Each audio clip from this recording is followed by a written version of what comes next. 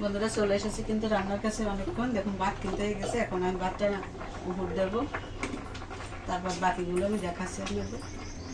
ভাত হয়ে গেছে।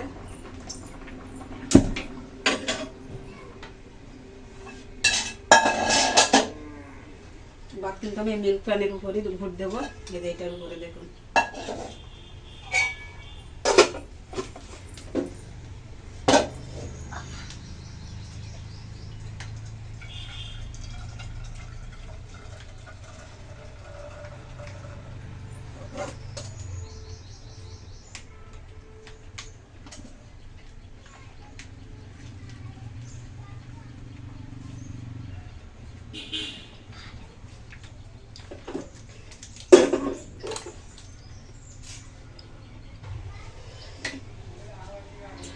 ভাতটা উঠিয়ে নিচ্ছি।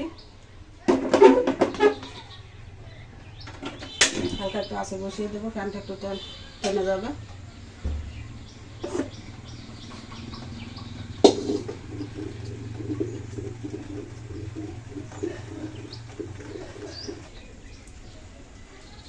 ভাত থেকে দেখুন বাষ্প উঠছে। এখন আমি নামিয়ে রাখবো।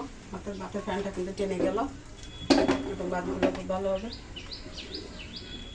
কড়াই গেছে বসিয়ে দিলাম। সবাইকে স্বাগতম জানিয়ে শুরু করলাম রান্না করবো। তো বন্ধুরা আজকে রান্না করবো যে দেখুন, এই যে তেলাপিয়া মাছ আমি গরম জল করে সুন্দর করে 2-3 বার করে দিয়ে নিয়েছি। তারপর লবণ হলুদ মেখে রেখেছিলাম।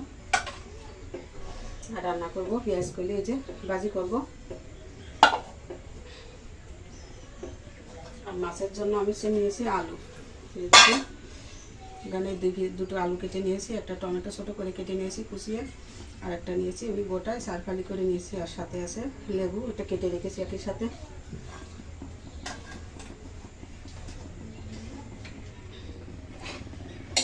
মাছের জন্য নিয়েছি একটু আদা বাটা আর জিরা আমি পাটায় বেটে নিচ্ছি। মাঝে মাঝে ওটা কেটে নেব। কড়াই তো গরম হয়ে গেছে, তেল দিয়ে দিচ্ছি।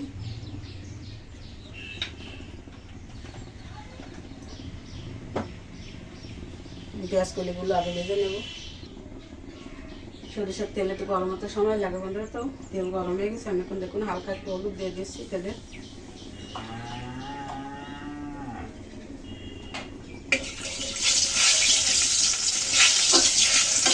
পেঁয়াজ কলিগুলো দিয়ে দিলাম।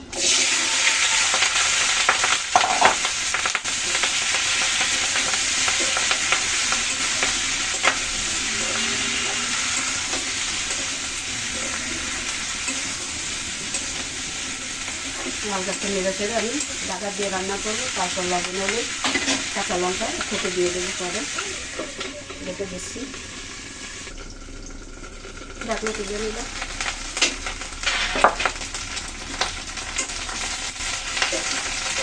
দেখুন পেঁয়াজ করলে কিন্তু বাজার দাগ করে রেখে যায়, অর্থাৎ অনেকটাই কিন্তু ভেজে নিয়েছি। আর আমি কিন্তু হাঁড়িতেই ভাজছি, রেখে দিচ্ছি। এরপরে দিয়ে দেবো কিন্তু লবণ হলুদ আর কাঁচা লঙ্কা। দেখুন এখানে কিছু চেরা লঙ্কা নিয়েছে আর কিছু গোটাও আছে ছোটো ছোটো, এগুলো দিয়ে দিলাম। ফ্রিজে রাখা ছিল বীজগুলো, তো পাশে কিন্তু শুকিয়ে গেছিলো। আবার কেউ মনে করবে না যে ময়দা ছিল, এটা ময়দা না, লঙ্কার বীজ এগুলো।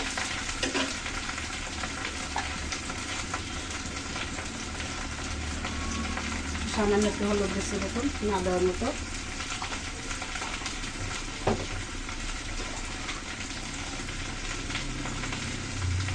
দিচ্ছি পরিমাণ মতো লবণ।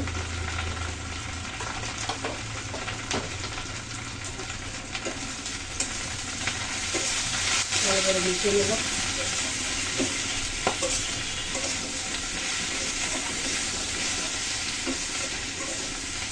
পেঁয়াজ কলি যাতে বাঁচতে গেলে লেগে যায়, কড়াইতে পুড়ে যায়, সেটা কিন্তু আমার এই পদ্ধতিটা অবলম্বন করবেন অবশ্যই।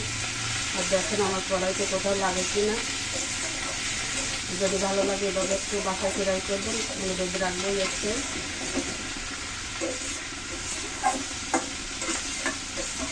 এবার দেখে দেবো।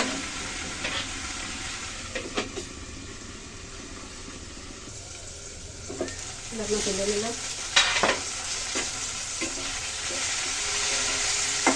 এগুলোটা দেখুন জলের জলে কিন্তু কত সুন্দর হয়ে গেছে। কোথাও কিন্তু একটু লাগেনি, দেখুন রসবো ক্লিয়ারভাবে কিন্তু উঠে গেছে কড়াই থেকে। ফুলটিতে কিন্তু একটু জড়িয়ে যায়নি, দেখুন একদম পরিষ্কার। যদি আমার এই টিপসটি ভালো লাগে আপনাদের কাছে অবশ্যই চেষ্টা করবেন এগুলো বাসায়। আর এই মাঝে কিন্তু আমি জিরা বেটে নিয়েছি। এবং এখন আমি এটা চুলা বন্ধ করে একটু রেস্টে রেখে দেবো, দেখে খুব ভালো সফট হয়ে যাবে। তুলে নিচ্ছি।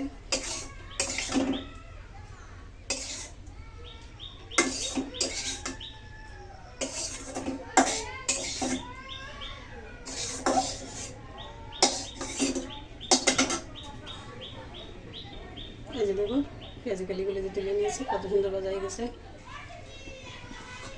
কড়াইতে তেল দিয়েছি, তেল তো গরম হয়ে গেছে। এখন এই মাছগুলো আমি ভেজে নেব।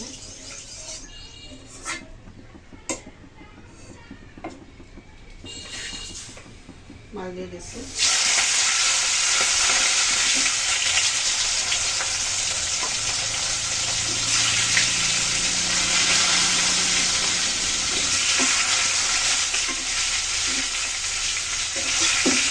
মাথাগুলো আগে দিলে নেবো সুন্দর করে।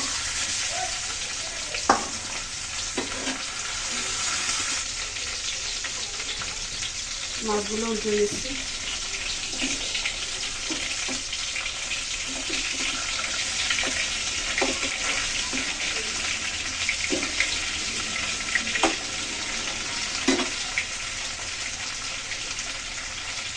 নাও মিষ্টি খাও। রসগোল্লা মোহলা কেমন একটা খেয়ে গেল। রেসিপিও যেমন হয়েছে, রসগোল্লাও তেমন হয়েছে। আজকে বন্ধুরা খাবারটা খুব ভালো হবে বন্ধুরা, রান্না চলছে। তা বন্ধুরা দেখুন, এই যে মিষ্টি যদি পরানো চায় কারো বলতে পারবেন।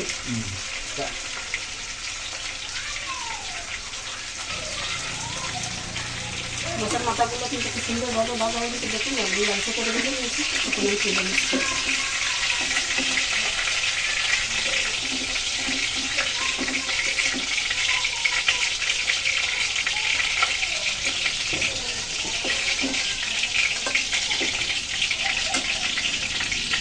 বাকি মাছগুলো এভাবে ভেজে নেব।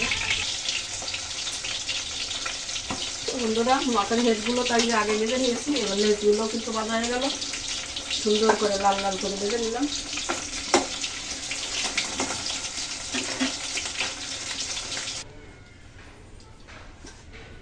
সব মাছ এই যে সুন্দর করে ভেজে তুলে নিয়েছি।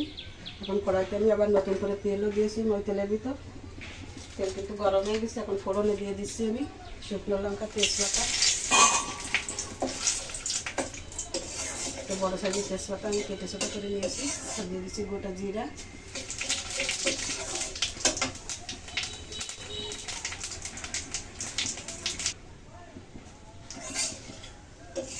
ফোড়ন থেকে খুব সুন্দর একটা সুগন্ধ ছেড়েছে কিন্তু। এখন দিয়ে দিচ্ছি কেটে রাখা আলুগুলো।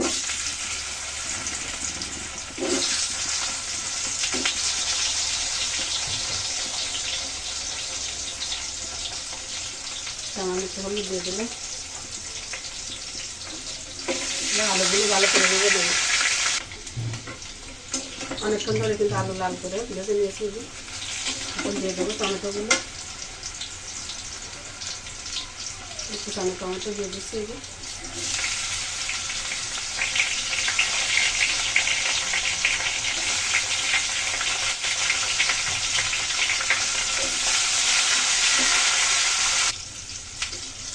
টমেটো দিয়ে কিন্তু অনেকক্ষণ ধরে কষিয়ে নিয়েছি।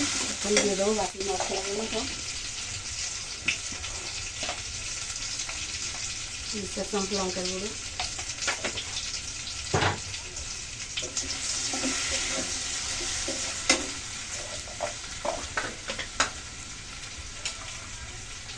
1 চামচ জিরা বাটা দিলাম,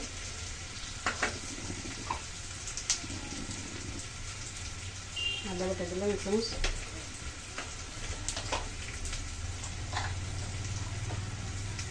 হলুদ 1 চামচ,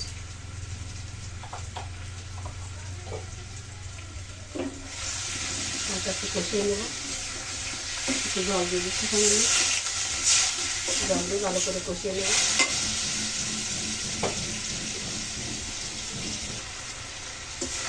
আলু দিয়ে সব মশলা সুন্দর করে কষিয়ে নিয়েছি। দেখুন মশলা থেকে তেল ছেড়েছে। এখন জল দিয়ে দেবো।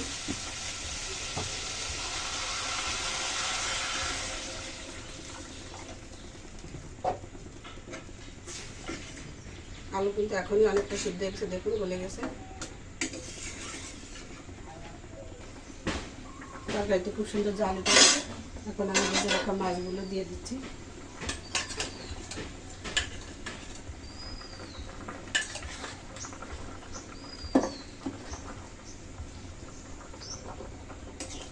মাছগুলো সব দিয়ে দিয়েছি। এখন ভালো করে মিশিয়ে দিয়ে লবণ দিয়ে দিচ্ছি।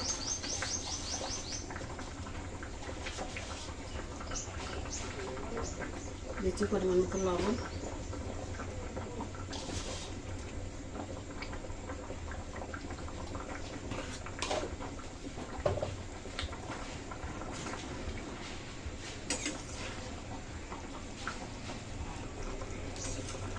ভালো করে মিশিয়ে নিয়েছি, এখন ঢেকে দিচ্ছি।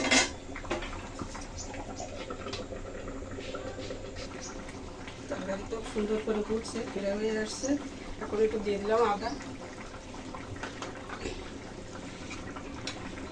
একটু জিরা বাটা দিয়ে দিলাম।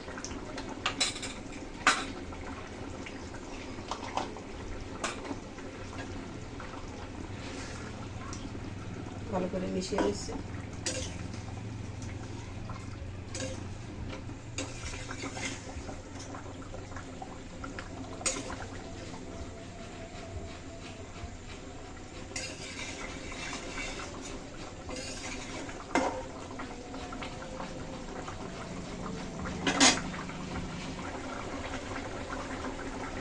টমেটোগুলো দিয়ে দিলাম ওখানে।